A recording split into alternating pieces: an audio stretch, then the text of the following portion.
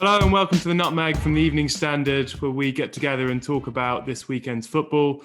I'm Dan Kilpatrick. I'm very pleased to be joined by former Arsenal and England striker Alan Smith, Jack Rosser and Simon Collins. We're going to start with Tottenham, who slipped to a dreadful 1-0 defeat at the Amex last night. Alan and I were both there. Alan, it was impossible not to, well, for me anyway, draw comparisons with Spurs' defeat there last season when they lost 3-0, which really felt like the nadir or the low point of Mauricio Pochettino's 5.5 years in charge. And obviously Pochettino lasted just one more month after that and Mourinho came in. I had a quick look this morning and 8 of the same players featured in both games. And when players underperform to that degree, it's an obvious conclusion that they're not good enough. And yet I think a lot of last night felt about Mourinho, about his tactics, about maybe the mood at Spurs. So, what was your take on that dreadful performance? I was surprised by it, I have to say. A little surprised as well by the team selection. I thought Vinícius would get a run out without Harry Kane being available because, he's a centre forward. He gives that attack a focal point. The three at the back, it didn't work. That was pretty obvious. And it unbalanced the whole team. But there was just that lack of energy, wasn't the lack of drive, enthusiasm right through the team. I mean, you could talk about the lack of Harry Kane, but, they've got Son, they've got Gareth Bale, formerly one of the world's very best players. Bergwijn brought in for big money. They've got enough there to do so much better than they did, and they just couldn't lift it. I thought at half-time he'd get into them and they would be much better. There was a slight improvement, but nowhere near enough. So really worrying for Spurs fans, I think that. You said Gareth Bale was formerly one of the world's best players, which I think at the moment is a fair description of him. It's tempting to just say he looked quite disinterested last night, I thought. I mean, obviously we know he's had fitness problems. Are you starting to fear that this loan just isn't going to work out for Spurs? I mean, it increasingly looks to me like a nostalgia signing that wasn't really based in perhaps in football. I can't believe that he doesn't want to do well. I can't believe that. I mean, otherwise, why would he have come across? He was comfortable, you might say, in Madrid in terms of his off-the-pitch life. But I was looking at him in the warm-up and, when they play the little possession game in a small space and the rest of the lads were kind of sprinting about and there was an energy to them. And in the match, he just seemed to kind of jog through it at half pace. Now, I don't think that's because he doesn't want to do well. He doesn't want to try. I just wonder whether he isn't fully confident in his body after all those injury problems he's had over the years, whether he just hasn't got that confidence to break into a sprint. I don't know. It's difficult to say what's going through his mind at the moment, but whatever it is, it's holding him back. He just can't get anywhere near the form that, we once saw. It's a difficult one with Gareth Bale, isn't it? Because I picked up a bit of Spurs recently and put it, I think it was before the FA Cup game, and put it to him that he really needs sort of more than just some minutes in the Europa League and needs some consistent time playing in the Premier League to find some form. And Mourinho said it's not something that he's just going to give him the chance to sort of play himself into fitness and form. But I sort of wonder, Dan, you're probably best placed to answer it, but where you place the blame for his lack of sharpness, is it simply down to him not trying, or is it because he's not given that sort of time at the right level to step up? Yeah, I agree with Alan. I don't think it's a case of not trying. I think he has looked a little bit disinterested in the Europa League, and there was some quite loaded comments from Mourinho after one of the group games where he said some of my players feel like they shouldn't be playing at this level, and it was hard not to think he was probably talking about Gareth or perhaps Dele. But I think he could have been given more minutes by Mourinho. He could have been built up a little bit more, but then so many of Tottenham's games have been quite fine margins. They've been one or two ahead or one or two behind, and if Mourinho doesn't feel that he's up to it, to doing the defensive work and the work we know Mourinho demands of all his players, including his forwards, then it's perhaps unsurprising that he hasn't put him on. But with Kane out, and he's going to be out for a couple of weeks, Mourinho said last night, which certainly puts him out for Chelsea on Thursday and West Brom at the weekend. This feels like the time Bale has to step up. And Mourinho's on record kind of saying it's a crucial time for him. And certainly last night he didn't. Alan, just want to come back to you on Vinícius. As a centre forward yourself, I thought he added a focal point to Spurs in the second half, and they were better. I mean, not by a huge amount, but they were obviously better than the first half, which was awful. Huge game against Chelsea now, it feels, for them on Thursday. I mean, presumably you would play him up top with some of the wingers around him. Well, I would. Yeah, I would. As you say, he had that far post header. He had that really good curling shot that was going into the corner. Great save by Sanchez, and he did make a difference. And you know, I think I said it in the paper last Friday that he's as close as they've got to kind of a viable replacement for Harry Kane. You know, they've tried before with Llorente and Vincent Janssen. They haven't got anywhere near really to doing it, but he's a good player. He's a good player. Obviously, top scorer for Benfica last season tells you that. And I'd be amazed if he didn't turn out against Chelsea. And then it's who Mourinho picks either side. He'll have Son there, I'm sure. It's the other one.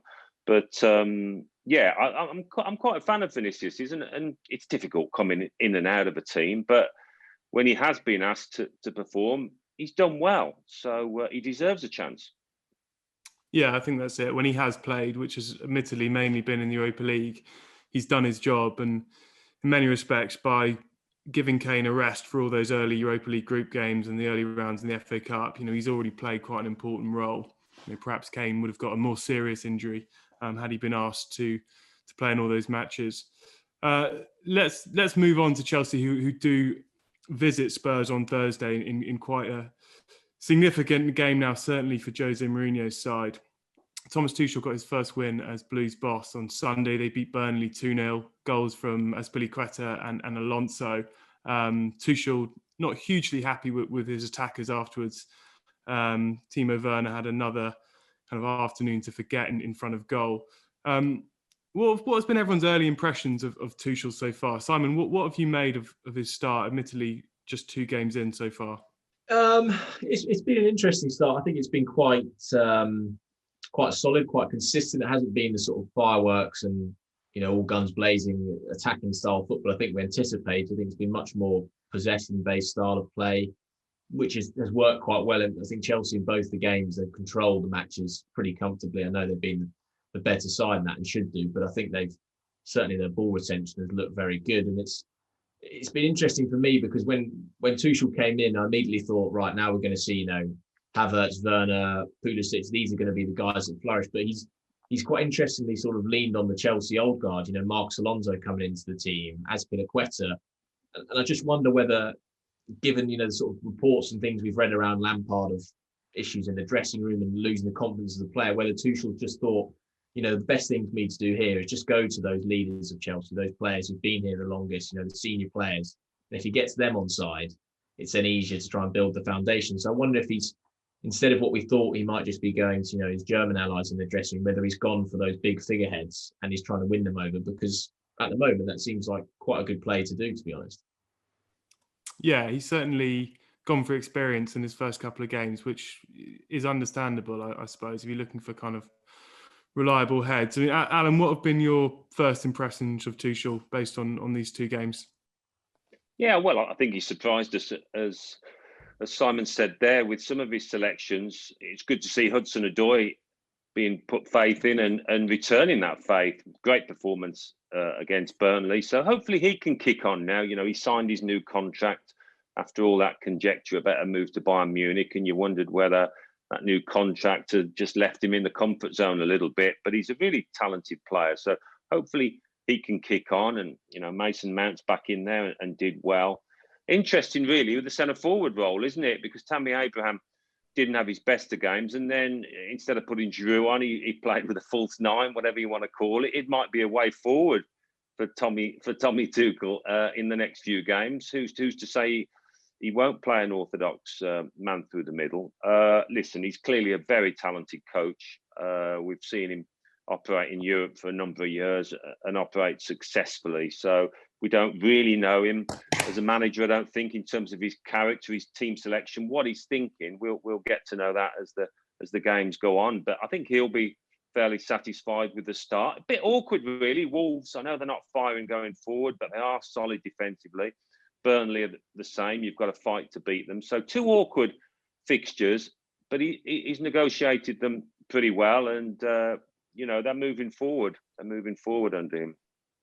Yeah, as Simon and Alan both said, it's sort of a solid start, isn't it? And I think you couldn't get 3 more different teams to face sort of in your first few games as a manager in the Premier League than Burnley, Wolves and Tottenham, regardless of the form that Tottenham are in. But it's always a big game, obviously, between Tottenham and Chelsea. Throw Mourinho in there, throw a new manager in there, and it's a chance to really sort of make a statement for Tuchel and for Chelsea with the way they go and play.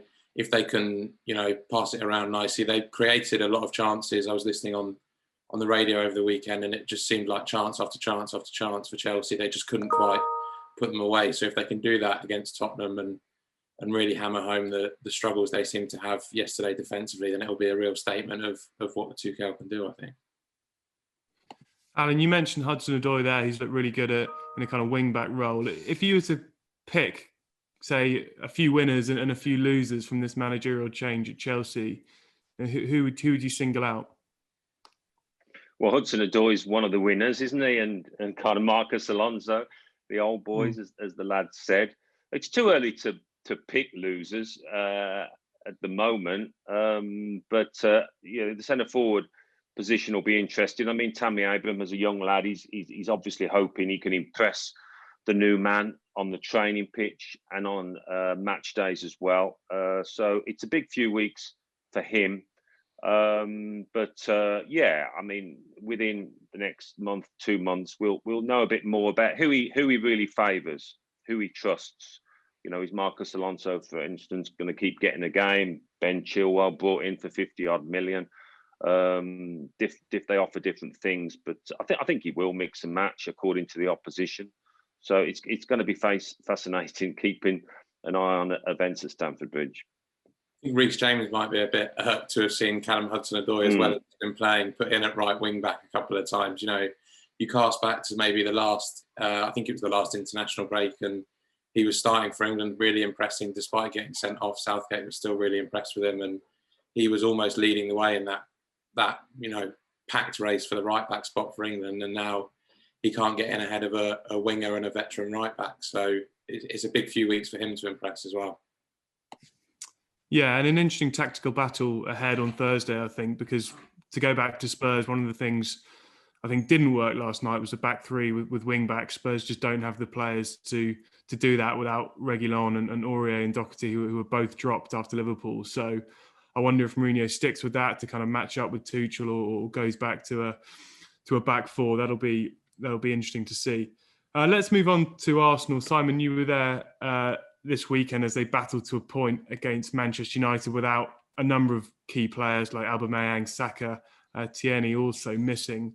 Their defensive record is very impressive. Actually, it's the second best defensive record in the Premier League, which surprised me when I learned that. David Luiz having something of a renaissance, much to the chagrin of Arsenal fans who wanted him gone earlier in the season. I mean, what have you made of the back four? What's been the key to the improvement there?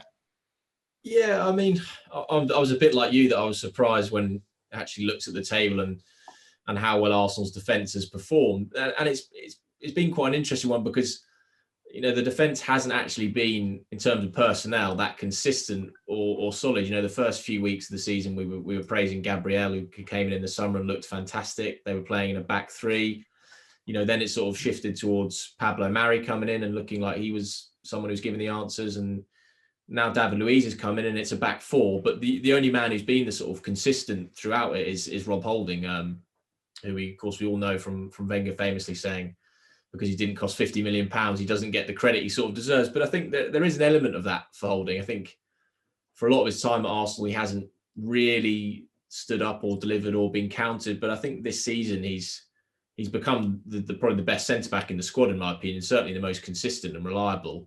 And I thought on Saturday he really did hold his own. He's playing against Cavani, who is a big striker, very good in the air, seemed to deal pretty well with him. And I think Gareth Southgate, who was up in the stands, obviously there to see Harry Maguire play, but I think he would have been impressed by Holding. And you look at people like Conor Cody, who's maybe dropped off a bit at Wolves. I think Holding will think if he can keep this up for 6-7 weeks when we get to March, he's got a pretty good shout of finally getting an England cap.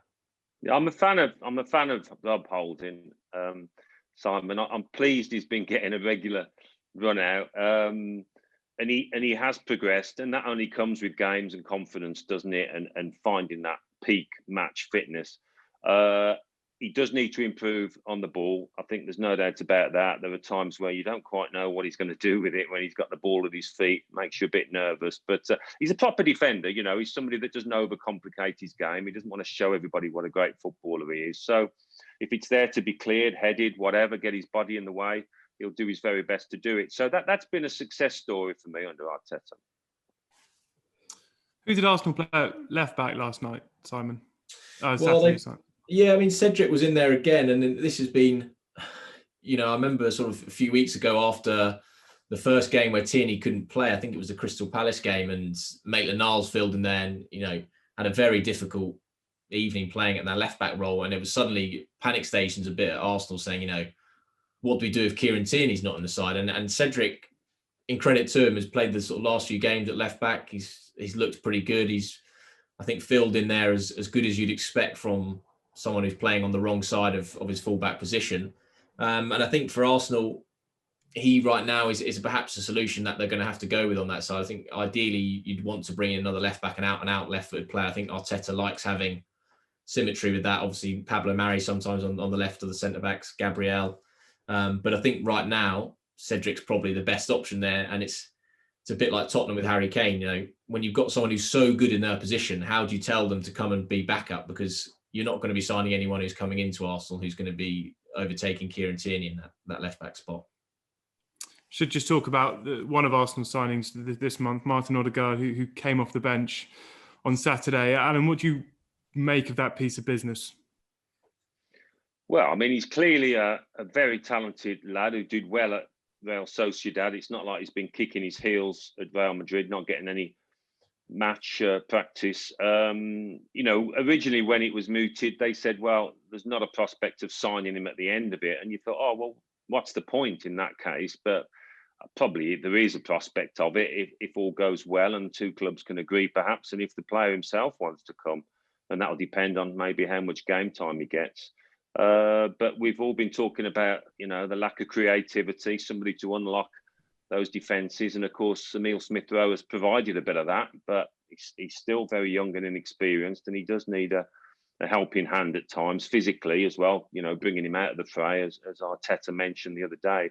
You can't be leaning on him every match. So hopefully Ødegaard can do a turn for the Gunners. We've seen a few players come in these situations. Denis Suarez, particularly from Barcelona, it was a disastrous move, wasn't it? He just wasn't fit enough for a start off. Hopefully Ødegaard will be different, and he'll give something extra to the team. He will give the side a bit more creativity. I was going to met Simon. It looks like sort of Ødegaard's the one that's come in, but Arteta's trying to trim down his squad and get a few youth players out on loan.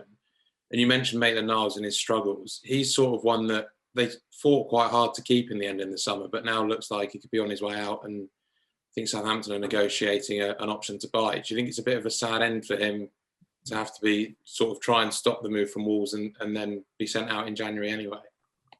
Yeah, I mean, it's a difficult thing. With hindsight, you'd probably argue they should have cashed in on Maitland-Niles in the summer when they had the chance. I don't think his stock would have been much higher than it was then. You know, he was brilliant in that FA Cup semi-final and the final. He'd obviously got the England call-up, played well in the Community Shield as well against Liverpool.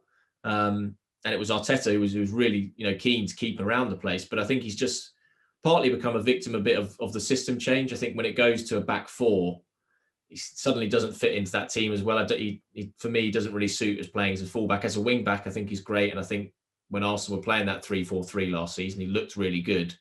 I don't really see him as a central midfielder for Arsenal. I don't know whether the benefit of a loan move to somewhere like Southampton, which I think would be a good place for him to go. I think Hasenhüttl's a very good coach. Maybe he could try and sort of flourish in a central midfield role there. I don't know. But I think for both parties, I think him going to get some minutes is the right thing, because he needs to play. He needs to be getting back in action. And if he still has hopes of trying to get in that England squad for the Euros, and right now he's not got a chance of doing that while he's at Arsenal, I don't think. I think he's just maybe caught between two stools, Simon. You know, what is he? Maitland-Niles, what's his best position? I'm not sure Arteta would know the answer to that. I think the player himself probably would want to play central midfield. I don't think he's a defender.